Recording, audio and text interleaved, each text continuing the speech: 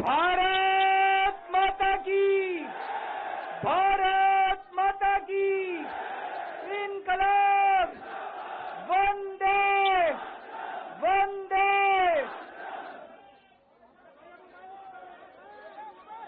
आप सब लोगों का तहे दिल से बहुत बहुत शुक्रिया।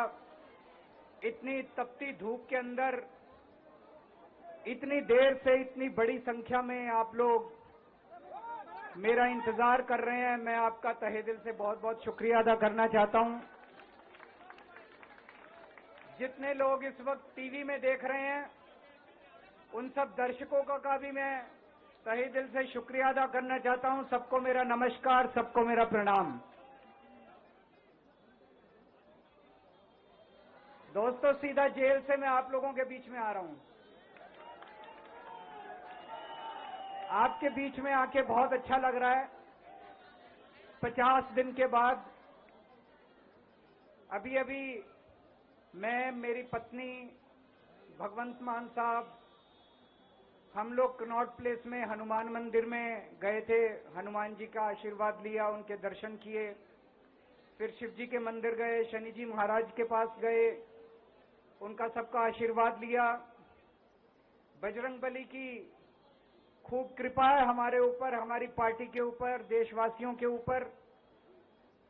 उन्हीं की कृपा से आज अचानक मैं आप लोगों के बीच में हूं। नहीं तो किसी को उम्मीद नहीं थी कि चुनाव के बीच में मैं जेल से बाहर आ जाऊंगा।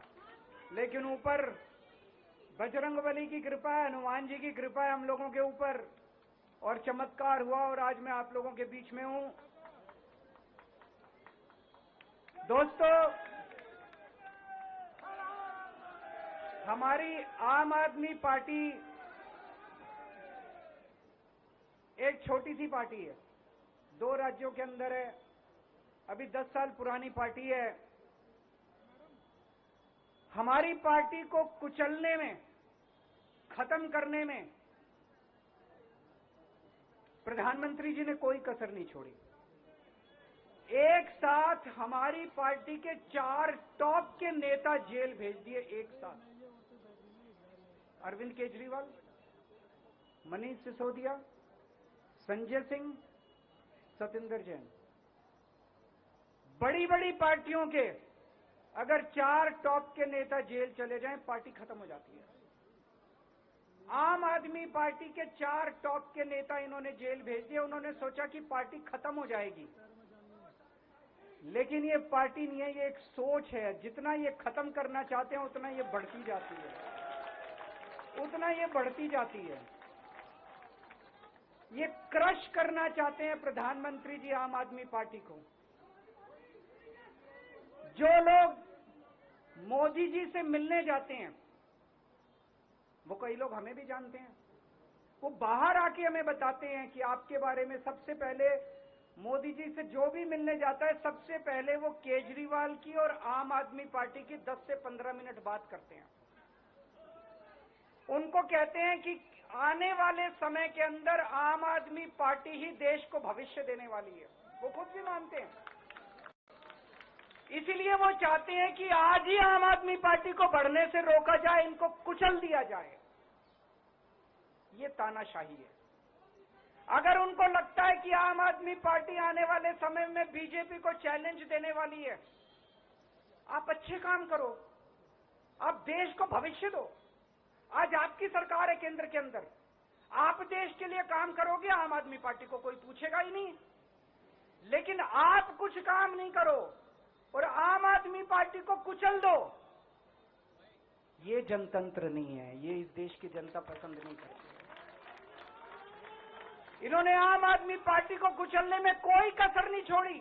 छोटे से लोग हैं हम लोग, छोटी सी पार्टी है।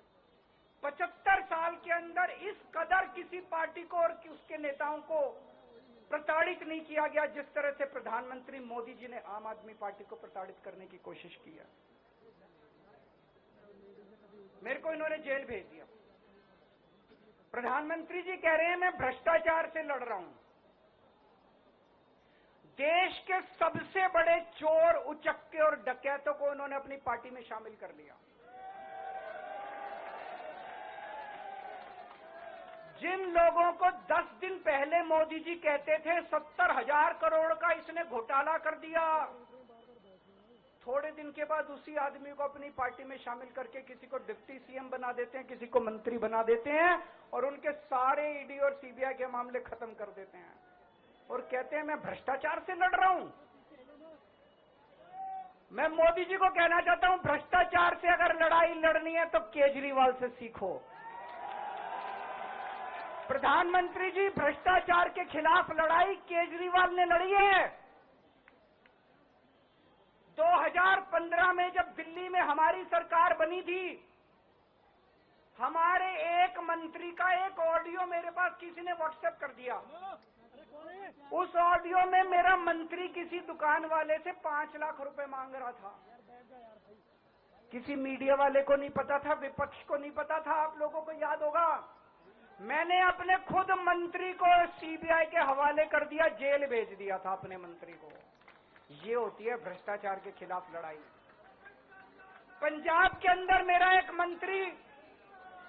एक मंत्री भ्रष्टाचार में, मेरे को पता चला कि वो पैसे मांग रहा है।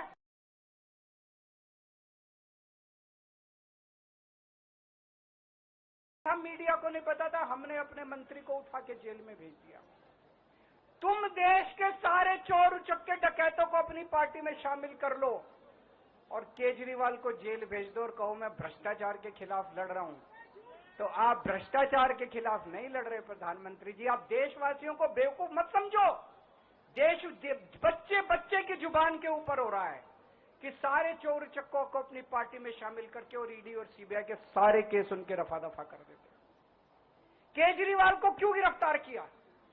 केजरीवाल को गिरफ्तार करके उन्होंने एक मैसेज दिया है सारे देश को कि अगर मैं केजरीवाल को गिरफ्तार कर सकता हूं तो किसी को भी गिरफ्तार कर सकता हूं।